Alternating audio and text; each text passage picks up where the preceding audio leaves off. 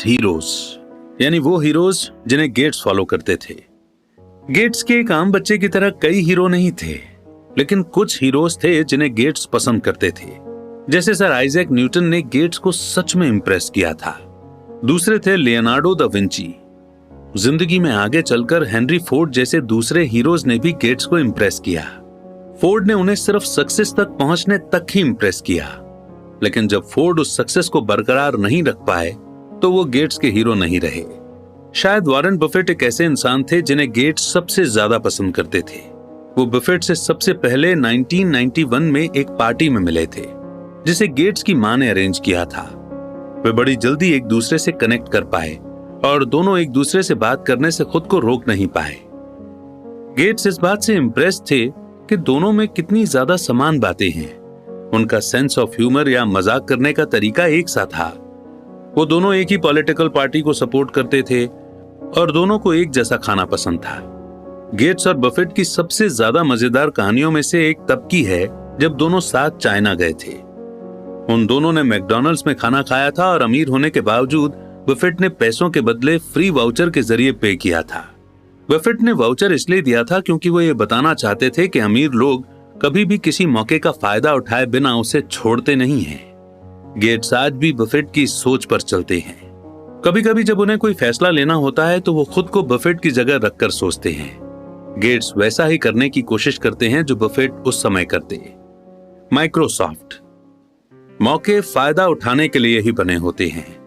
अगर आप सही समय पर सही मौके का फायदा नहीं उठाते तो आप कुछ जरूरी चीज खो देते हैं। गेट्स को बड़ा मौका 1975 में मिला। पॉल एलन गेट्स के बचपन के बेस्ट फ्रेंड और माइक्रोसॉफ्ट के को ऑनर ने अल्टेयर 8800 नाम की एक नई मशीन के बारे में मैगजीन में पढ़ा था। यह मशीन एक सिंपल बॉक्स था जिसमें कुछ चमकने वाली लाइट्स लगी थी। आज हम जिसे कंप्यूटर के नाम से जानते हैं वो वैसा बिल्कुल भी नहीं था। एलन और गेट्स ने तय किया कि वो इस मशीन से और भी ज्यादा काम करवाना चाहते हैं।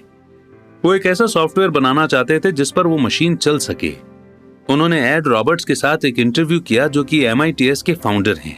ये वही कंपनी है जिसने अल्टेयर 8800 बनाया था। गेट्स ने रॉबर्ट को बताया कि उन्होंने और एलन ने एक ऐसा सॉफ्टवेयर बनाया है जिससे उस मशीन में प्रोग्राम चल सकते हैं। ये एक बड़ी कामयाबी थी। गेट्स ने रॉबर्ट को 6 हफ्ते में कंपनी के बोर्ड ऑफ डायरेक्टर्स के सामने उस सॉफ्टवेयर को दिखाने के लिए मना लिया। मुश्किल यह थी कि गेट्स और एलन ने अभी तक वो सॉफ्टवेयर नहीं बनाया था, जबकि उन्हें 6 हफ्ते में वो सॉफ्टवेयर दिखाना था। उनके पास समय कम था। गेट्स और एलन तुरंत सॉफ्टवेयर बनाने में लग गए। उन्होंने इसमें कोई भी कसर नहीं छोड़ी और आखिर में सॉफ्टवेयर तैयार हो गया। डेमोन्स्ट्रेशन वाले दिन एलन कंपनी पहुंचे और वो सॉफ्टवेयर दिखाया जो उन्होंने बनाया था। उस कंपनी के बोर्ड ऑफ डायरेक्टर्स इंप्रेस हो गए। उन्होंने उससे पहले ऐसा कुछ भी नहीं देखा था।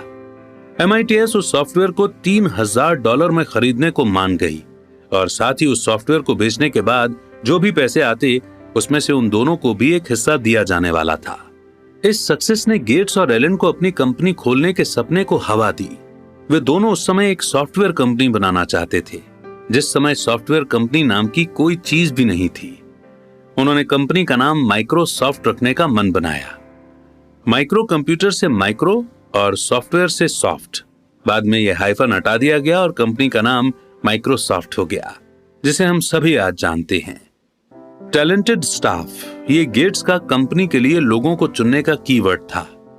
उन्होंने उन यंगस्टर्स पर फोकस किया जो अभी अभी स्कूल से ग्रेजुएट हुए थे। गेट्स साफ दिमाग वाले लोगों को लेना चाहते थे, जिनके दिमाग पढ़ाई और किसी और तरीके से खराब न हुए हों। वे पक्का कर लेना चाहते थे कि उनका स्टाफ माइक्रोसॉफ्ट सॉफ्टवेयर डेवलप करने के तरीके के आदी हो जाए। माइक्रोसॉफ्ट के एम्प्लॉयज के लिए 2 दिन लगातार कोडिंग करते रहना कोई अजीब बात नहीं थी। नींद डरपोकों के लिए होती है, यह हमेशा से गेट्स का मोटो था। वे मानते थे कि इंसान सोने के बजाय उस समय कोई काम कर सकता है। गेट्स अपने एम्प्लॉयज से खुद से ज्यादा काम करने की उम्मीद नहीं करते थे। वो कोडिंग करते हुए और कंपनी को मैनेज करते हुए कई दिन लगातार जगते रहते थे। 1978 से लेकर 1984 तक गेट्स ने बस 15 दिन की छुट्टियां ली थी। जब काम के माहौल की बात आती है तो माइक्रोसॉफ्ट किसी आम कंपनी जैसी नहीं है। गेट्स मानते थे कि जब एक एम्प्लॉय को आराम करने का मौका दिया जाता है तब वो फ्रेश होकर भरपूर एनर्जी के साथ काम पर लौटता है। रेडमंड में कंपनी का एक हेडक्वार्टर है जिसमें खेलने की कई जगह बनी हुई हैं, जहां बास्केटबॉल, फुटबॉल जैसे गेम खेले जा सकते हैं। वहां एक कैफेटेरिया भी है जो देर रात तक खुला रहता है। शुरुआत में गेट्स हर साल अपनी कंपनी में माइक्रो गेम्स भी ऑर्गेनाइज करते थे।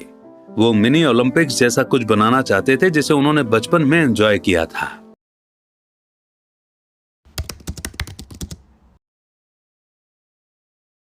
पार्ट 2 के लिए हमारे चैनल को सब्सक्राइब करें।